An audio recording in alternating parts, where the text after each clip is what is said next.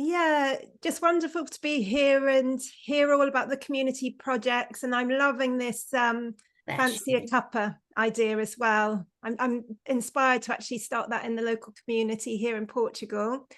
Um, so I just wanted to share the exciting news of the growing role of spirituality and quantum healing within the People's Health Alliance. And it's just wonderful to have this vital field being recognised within the PHA.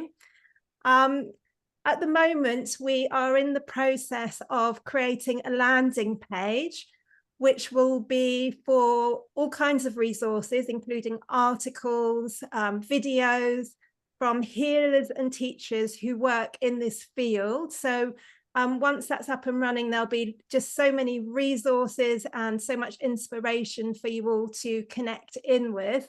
Um, we've also just set up a Telegram group, and it's had an absolutely phenomenal response. And I'm sure the link for that will be shared in the information also that follows this video. So this chat is really to hear from you, to see, you know, what your interests are, what you'd like to talk about, keeping it very much within this field. And I think the fact that this has had such a phenomenal response, it really just shows how many people are eager to explore these kind of conversations. And by putting this work on the map, we're inviting more people to discover and learn and engage with these profound healing modalities. Albert Einstein famously said that future medicine will be the medicine of frequencies. And I think that future is now. The lovely Alexia, the coordinator of the People's Health Alliance in New Zealand, did a little poll in her community, and they asked what their members would like to see more of within the community: more nutrition, more community building, all different things, and frequency healing came up top. So it's really interesting that more and more people are really questioning the nature of reality and looking for answers to these kind of questions. So what we're going to be looking at with the People's Health Alliance is this incredible overlap between spirituality and quantum physics. And if you speak to a quantum physicist and an energy healer, they'll often tell you the same thing, that the universe is made up of energy. And behind life, there exists an energetic infrastructure. So we've seen in this overlap in science and spirituality, but for me, it's really consciousness that brings this all together. You could look at that as the kind of the consciousness bringing this energetic landscape to life. So really excited to be talking about this in the spirituality field. I mean, from a spiritual perspective, we could look at it that we're all connected, you know, through the quantum field or the 0 point field, from a physics perspective, or that connected to that God consciousness, universal consciousness, divine, from a more of a spiritual perspective. And this connection gives us access to infinite knowledge and unlimited potential for healing. So by working with these deeper levels of consciousness and energy, we can heal, transform, and awaken to our true nature. So in doing this, during this time of global crisis, it's a real opportunity to kind of realize the sacred mission of our higher potential. So the impact of this is that by connecting with this inner source, it not only heals ourselves, our personal healing, but then it has the ripple effects out into our communities as we all start to awaken and shift our consciousness. So this acceleration of both individual and planetary evolution is at the heart of what we're building with the spirituality and quantum healing group. Through our Telegram community and upcoming resource pages, we're laying the groundwork for the most effective approaches to healing, awakening, and transformation, bringing together science and spirituality. So I do encourage you to engage with the resources and conversations. And I think Lisa Steele is going to come on now and talk some more about it from a quantum healing perspective. Thank you so much.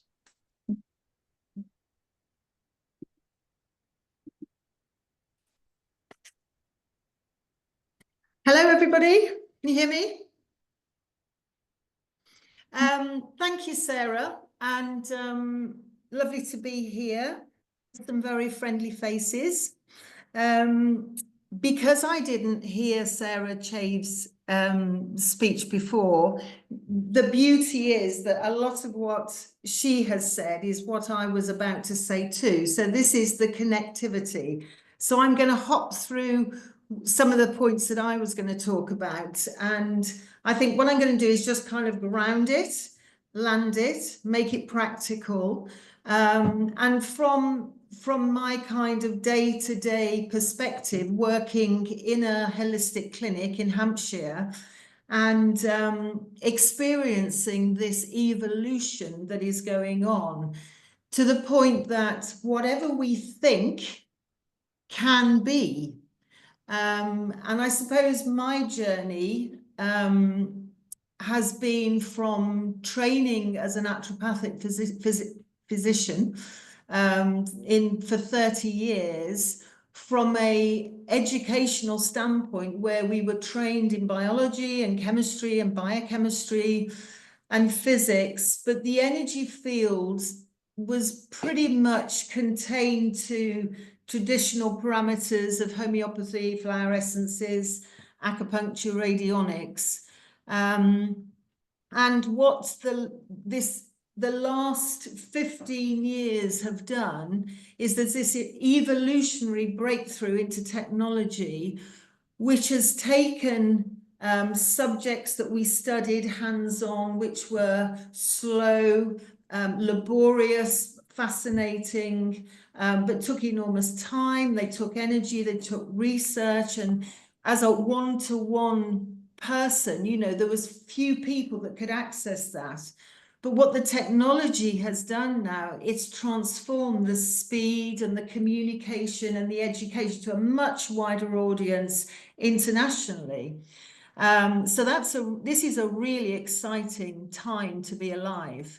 In the allopathic system, there's very much the use of these quantum tools for diagnostics, but they fail at the implementation of it because they're still in a Newtonian model of physics. So whilst they have incredible diagnostic equipment, they're not using this kind of quantum technology to support the acceleration of people's health. So having run a clinic for 30 years, from 2006, I was able to see the turning point. And from then on, we have brought in thermography, we've brought in bioresonance, we've brought in biofeedback devices, scalar, PEMF, sonic sound treatments, all working in the acupuncture meridian field, in the quantum field, understanding that it's important to know that primarily we are electrical at root and we are on an electromagnet. So it's the voltage in our cells which is critical to our health and to the adaptation of our bodies to stressors that create disease.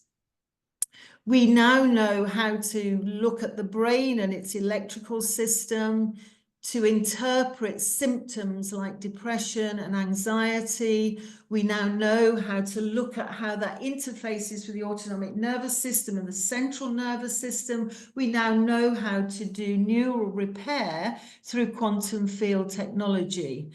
So this is a massive awakening, and as Sarah said, you know, the future of healing is frequency, is light and sound.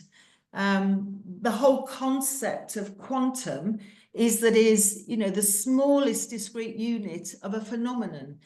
The quantum of light is a photon. The quantum of electricity is an electron. So we're all quantum. We cannot be Newtonian. We only become Newtonian when we die. So for eons, our primary route to health has been through taking physical devices, chemicals, or using surgery to try to fix dysfunctional parts. But quantum implies that nothing is fixed. You know, it's the voltage, it's the frequency, it's the electricity of it, it's the light of us, which is where the healing is. And in that domain, we are able to do that ourselves. We are able to self-regulate. What's missing in the jigsaw is the education, is the knowledge, is the confidence to understand how magical we are. And that if we are empowered and if we are knowledgeable, then we ourselves can decide to take the tools around us and facilitate and increase the speed at which our cell healing happens. And back to Sarah, quantum physics is about interconnectedness of all things and all beings, the connection of our minds with a cosmic mind. And the new buzzword, well, it's not a new buzzword, but the buzzwords that we're working with in healing is metaphysicists. So metaphysics is associated with quantum mechanics, and it goes into understanding about the law of attraction, how interpersonal relationship works, how consciousness works. Quantum healing is focused on well-being and can be influenced by the smallest level of physics. So this is Sarah, and this is Sarah's conversation about the ripple effect. Everything is made of energy. And it is how an individual interacts with that energy which influences their own reality. We know that we have vital force. We know that we have chi, which is present in all living things. The key is to ensure that this chi, this continues to flow. There are no blockages. If we get imbalances, then we will be unwell. So for what we're doing in clinic, we are sending messages to people who arrive in our space, who are drawn to our space, that we can heal ourselves. Education is key. Knowledge is empowering. So if we bring this down to the community story, community is quantum. It's a collection of energies which feel into the right frequency and form a bond, which over time increases voltage and reaches to the higher planes. Heart-centered individuals who share this common desire and work together for the greater good of us all, this is the journey that every single person on this call are on. Yeah, I'm on it, the PHA are on it, the ambassadors are on it, every single person is contributing to this community quantum gathering. And this is the opportunity, if this really connects with you, and it is a frequency, there are lots of people out there who don't know what on earth we're talking about. But if you connect, you'll connect from the heart, and you will know that what is happening in a very, very fast way, enhanced by the technology, is a complete transformation of our health system.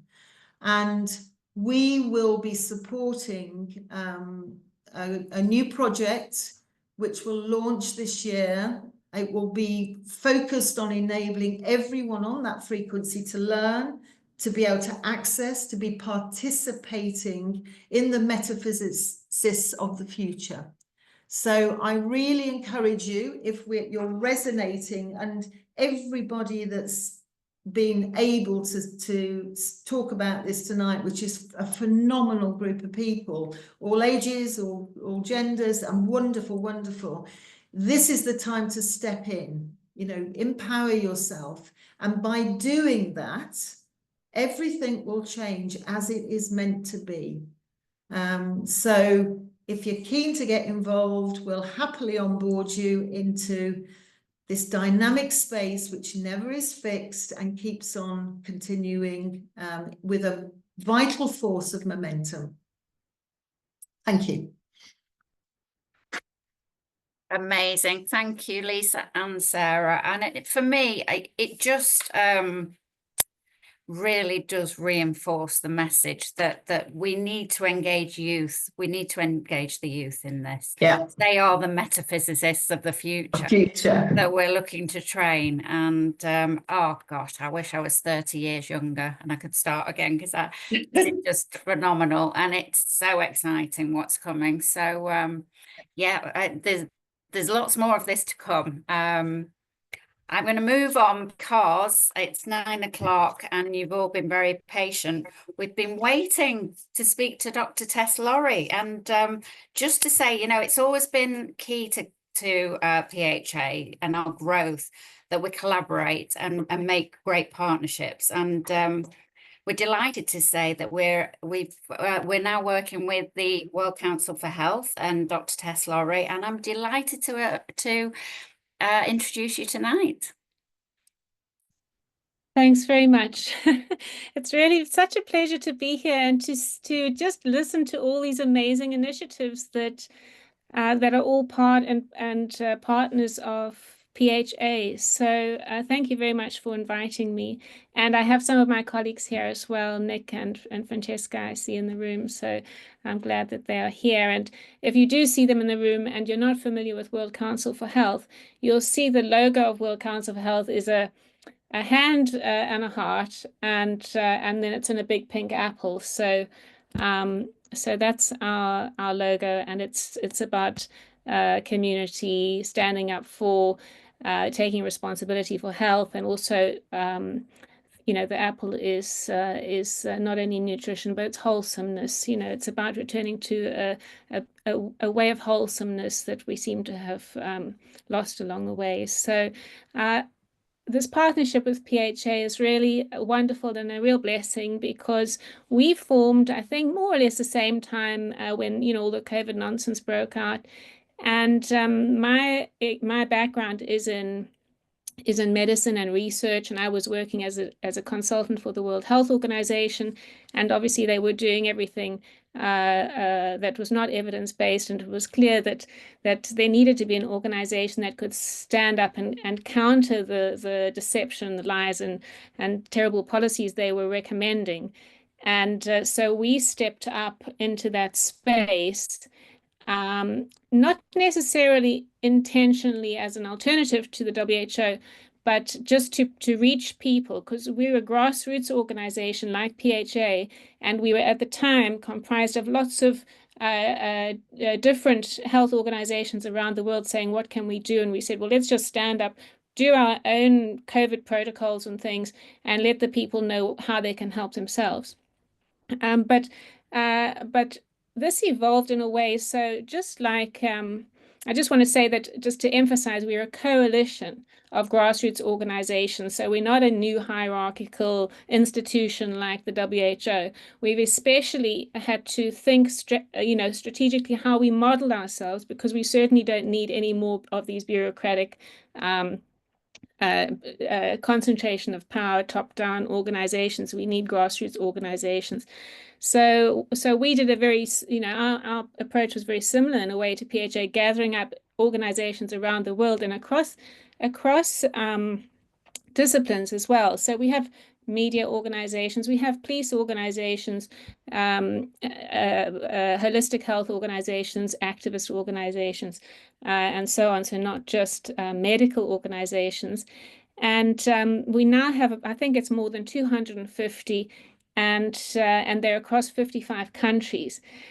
So then we did a survey in 2022, and it was, well, what, you know, and it was people wanted more health advice, and we were basically messaging for our partner organizations who held the expertise on various things, like be it 5G or or quantum healing, or whatever we were messaging those. And the feedback we got from the survey was that people wanted us to be a new World Health Organization. So as I say, we didn't wish to be that, but what we did see was a way that we could facilitate a new decentralized, so we could give the power back. We could from these globalist controllers by actually forming an organization based on our partner organizations, and then saying, well, let's now you form your World Council for Health Australia. Let's form World Council for Health Oceania, which is a regional group that incorporates New Zealand and Australia. Let's form WCH Florida, and then we can do the other states in the US and form a WCH USA, a WCH Canada, and so on. And so we started giving the power back again, the control. We gathered because what we found was that groups in the same country were struggling to work together with one another. There's various egos, and there's always different foci and people. The groups were afraid of one another. So when they partnered with us, and then suddenly we're saying, oh, well, there you go. Now you get together and form your own Council for Health.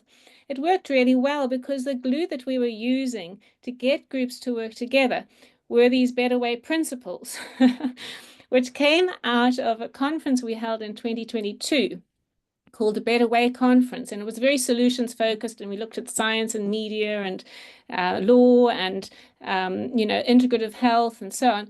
And when we distilled it all down, we said, well, what's the gist what's the take-home message? And it was basically, well, we've got to learn to get along together. And here are some simple principles that transcend religious barriers, they transcend cultural barriers. And so we've had these translated now into more than 30 languages. I just run through them. I put them on the background just so that you could see, because I wasn't sure if we'd have slides today. But we act in honor and do no harm. That's a basic tenet of natural law, universal law. We have free will. We're responsible for our choices. We're part of nature. Spirituality is integral to our well-being. We thrive together, value different perspectives, and use technology with discernment. And underpinning the whole lot is that we don't tolerate the violation of inalienable rights and freedoms, and we don't tolerate profit, power, and influence coming before the well-being of people and the planet. So it takes a bit of courage, to say, well, these are the principles, especially when, the bailiff's knocking at the door, whatever it is. We all know it's not that easy these days. And so basically our motto is there's a better way. And the way to the better way is basically recognizing that an individual is the foundation stone of creating a better world. So we have healthy individuals, and then we have healthy communities, and so on. And health cannot be looked at in isolation. It has to be associated with sovereignty. Health and sovereignty go hand in hand. And that word sovereignty is something that we need to teach, and which we are also so we're teaching about holistic health, and we're also teaching about sovereignty. How sovereignty means acting on your conscience and not taking orders from other people or other organizations, realizing that you are your own territory and you actually have to protect it, but also you have a responsibility to nature and to communities. So I know I don't have a lot of time. I just want to say we have a variety of approaches. We have the international approach, which is producing policies and that, and helping to reform, because we do, like Pam said, see everything coming down. So we need some level of resistance to the WHO and the UN and the WEF. Which we do, 20% I'd say resistance, 80% is co-creation. It's what are we building, what's new. And so we have a number of community initiatives. We hold Better Way conferences, detox fairs, health hubs, and we don't do it. It's facilitated. So, for example, because we don't really run much on money, we just fund it like PHA on small donations from our supporters, and that mostly it's people power. So we have a people bank, and so our WCH Florida put on a WCH detox fair recently, and And it was really, I really had a sense of making progress because 90% of attendees out of 400 people were vaccinated. So, and we were able to help. So, we had an amazing lineup of clinical practitioners who shared their expertise, and people really left with the tools they needed to help them optimize their health so they don't get sick. So that's just one of the things. But this is the sort of thing you were talking about. Would you like a cuppa? We also envisage rolling out this year as part of a Better Way movement, Better Way cafes and that sort of thing, or Better Way coffee, where people just get together, have a cup of coffee, or invite people around to a cafe or a venue and just talk about things that are important. So that's the sort of the gathering community side of things. We have a lot of personal stuff that people can do. We have a Great Freeset campaign. It's www.greatfreeset.org, and that website has really simple tips that can sort of take you on that journey to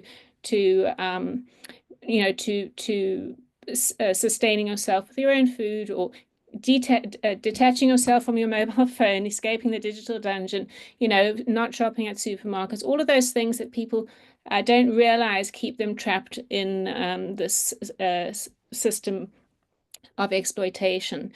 So that's the Great Freeset campaign. We have a page on our website, which is a Get Involved page, and there's a number of campaigns on there.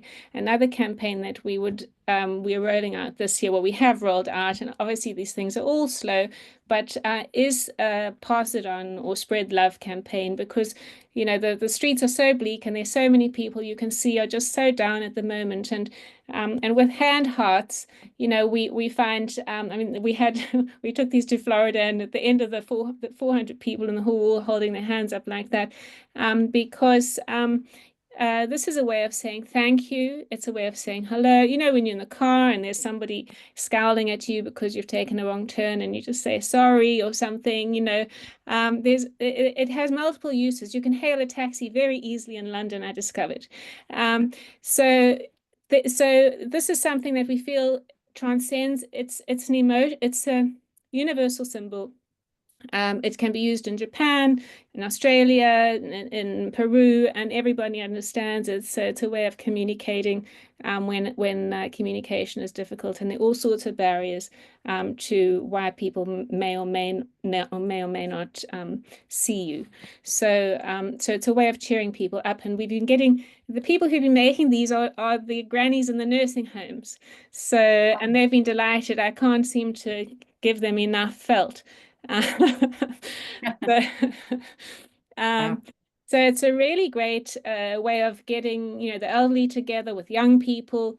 We thought it could be used in cafes as well, with a tip the team and take a hand heart, so that it's sort of a way of goodwill, encouraging goodwill within the community, with tipping the baristas and the bartenders and so on. So it lends itself to lots of different ideas, and it costs about £1 for 20 hearts or something, so to make, plus the, as I say, the joy, the pleasure given to the elderly in these nursing homes who are making it. So that's that. And then of course we have the detox study. So this is another way of really getting help to people, and also finding out what works and what doesn't, what improves health. And there are various outcome measures that we can use now. It looks like we'll even be able to include blood tests before and after, to see whether these detox programs that have been put together by our country councils help. And again, just to say, the beauty of the detox booklet, if you haven't seen it, it's on the website. It has protocols that have come in from our country councils, just demonstrating the value of the sort of international collaboration and helping people realize there's many, many ways they can take responsibility for their health and optimize their health. It isn't just one way, the WHO way, or that sort of thing. So, so lastly, I just wanted to say that we also have a WCH Nursing Council that's just formed. It's an international nursing council for ethical nurses who wish to step out of the you know, their NHS system or whatever system, and help build a new nursing alliance around the world. So on the website you can find that. If you just type in nursing, I had some slides with it on, but perhaps one of my colleagues could just pop it in the chat to the link to the nursing, because I think that would probably be of great interest. And I think that that is probably all I have time for. But please do have a look on our website, worldcouncilforhealth.org, and explore the Get Involved section and also the health resources section. Thank you very much.